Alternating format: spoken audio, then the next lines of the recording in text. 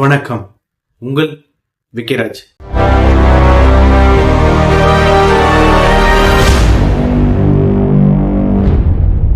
நம்மளுடைய இந்தியாவில் மிகவும் பிரபலமான ஒரு விளையாட்டு என்னன்னு பாத்தீங்கன்னா அது கிரிக்கெட். எல்லாருக்குமே தெரியும்.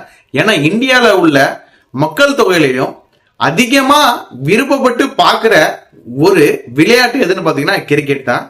அந்த கிரிக்கெட் வருடத்துக்கு ஒரு முறை ஐபிஎல் ஆக நம்மளுடைய இந்தியாவில் இந்தியன் பிரீமியர் லீக்கா நடத்துறாங்க. அந்த ஐபிஎல்ல மிகவும் மவுசான டீம் பாத்தீங்கன்னா குறிப்பிட்டு சொல்லலாம் ஒரு 3 அணிய.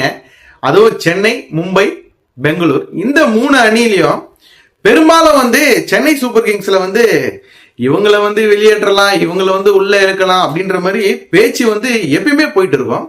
அந்த பேச்சுல கடந்த 2023 நம்மளுடைய சென்னை சூப்பர் கிங்ஸுக்கு கப் அடிச்சு கொடுத்தவர் யாருன்னு பாத்தீங்கன்னா ஜடேஜா. கடந்த ஒரு 13 வருஷமா ஒரு சென்னை சூப்பர் கிங்ஸ்ல விளையாடிட்டு வர்றாரு. அவரை இப்போ சென்னை அணியில இருந்து வெளியேற்றிட்டு ராஜஸ்தான் அணியில உள்ள சஞ்சீவ் சாம்சனை உள்ள கொண்டு வரலாம் அப்படின்ற மாதிரி ட்ரேட் பண்ணிட்டு இருக்காங்க. ட்ரேட குறிப்பா சொல்ல போனா இன்ஸ்டாகிராம்லயும் சரி, பேஸ்புக்லயும் சரி, சென்னை சூப்பர் கிங்ஸ் அணினாலே 2 நபர் தான் நம்மளுடைய முகத்துக்கு முன்னாடி வருது. யாருன்னு பாத்தீங்கன்னா இவங்க தான். அதாவது டோனி, நெக்ஸ்ட் ஜடேஜா. இவங்க 2 பேர் தான் சென்னை சூப்பர் கிங்ஸ் அணிக்கே ரொம்பவே பலம் வாய்ந்த வீரர் அப்படின்ற மாதிரி தான் சொல்றாங்க. அதுவும் குறிப்பா ஜடேஜாவே சென்னையில இருந்து வெளியேற்றுறீங்களா? எப்பா, சென்னை அணி இனிமேட்ல இருந்து அவ்வளவுதாங்க. சென்னை அணியோட மவுஸ் அவ்வளவுதாங்க. ஏன்னா எத்தனையோ முறை இக்கட்டான நேரத்துல ஜடேஜா அடிச்சு கொடுத்திருக்காரு, வின் பண்ணி கொடுத்திருக்காரு. அப்படிப்பட்டவரே வெளியேற்றுறீங்களா? இனிமேல் சென்னை சூப்பர் கிங்ஸ் அணிக்கு இனிமேல் ஃபேன் பேஸ் குறையும் அப்படின்ற மாதிரி தான் எல்லாருமே சொல்லிட்டு இருக்காங்க. குறிப்பா சொல்ல போனா சில பேர் என்ன சொல்றாங்க பாத்தீங்கன்னா, அப்பா டோனி இருக்காருப்பா, ஒன்னு லாஸ்ட் டைம்னு சொல்லிட்டாங்க. போன வாட்டியே டோனி ஏர்போர்ட்ல இருந்து வரும்போது அந்த மணின்னு போட்டுட்டு இருந்தாரு. இந்த வாட்டி அந்த மாதிரி தான் சொல்றாங்க.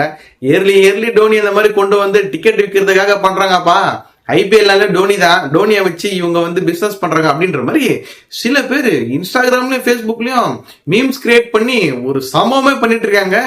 அதுவும் ஜடேஜா வேற ட்விட்டர்ல ஒரு மெசேஜ் போட்டுட்டாருன்னு சொல்லிட்டு, பா ஜடேஜாவனாலதான்ப்பா சென்னை இருந்தது, ஜடேஜாவே போயிட்டாருப்பா அப்படின்ற மாதிரி பயங்கரமா ஒரு போரே நடந்துட்டு இருக்குங்க. இந்த போர் நடக்கிற சமயத்துலதான்